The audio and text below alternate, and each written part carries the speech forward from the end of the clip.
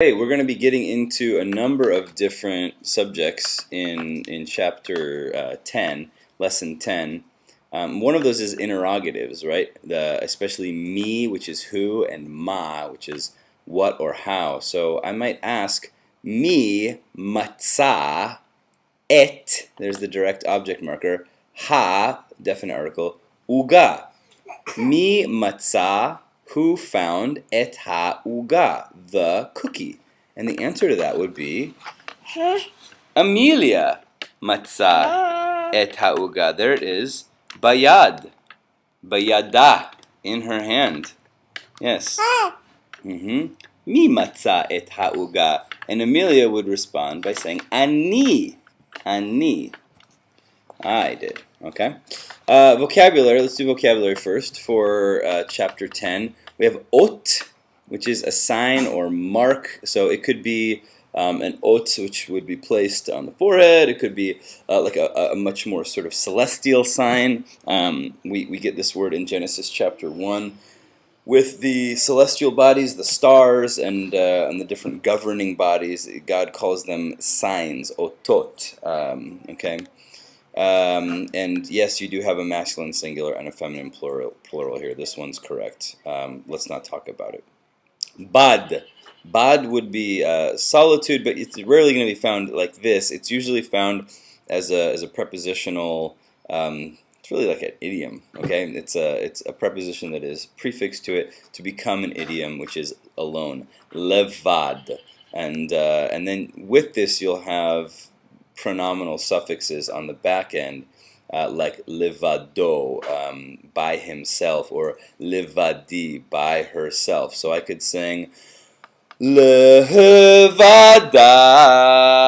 for my daughter, who is becoming the consummate object lesson here, all by herself. Levada.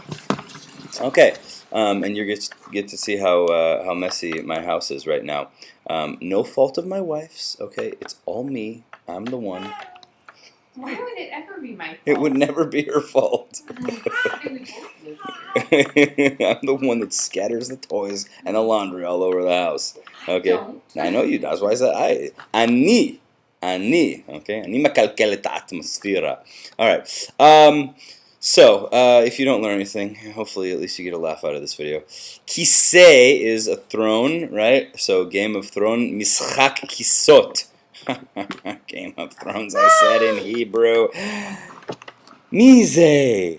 Oh, lo, mizot. Zot Amelia. Mizot. Right? Who, and then we use the demonstrative pronoun, mizot. He, or zot Amelia, we could say. Okay, kiseh.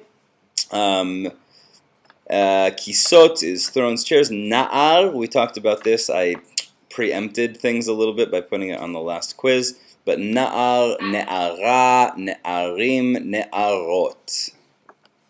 Et is a time or season. Etim. Ata, now. What Adam says when God brings Eve to him and he awakes from his tardema, and he says, Zot hapam. So I don't know why I brought that up, because I thought he was going to say this, but he didn't. Shalom. Shalom.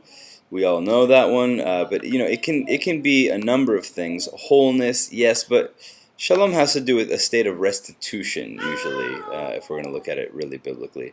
Shemesh is the sun.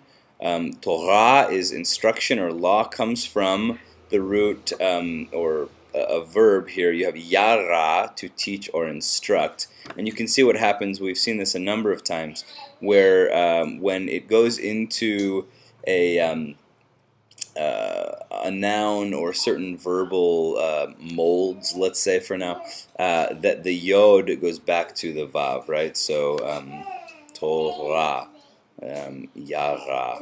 Right, so I could say right now, ata, here you have the ata again, ata, ani, yore. There's the participle use. Now, I am teaching.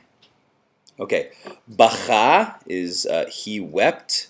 Bara is he created. Yatsar is he formed, or in some cases literally potted, like a potter pots. Mashal is he governed. Nafal is he fell. Shachav is he lied down or had sexual relations with. Depends on context, of course, so you have to be careful with that. Gam, also even more so. Yea, although this again is like many particles. It's very contextual.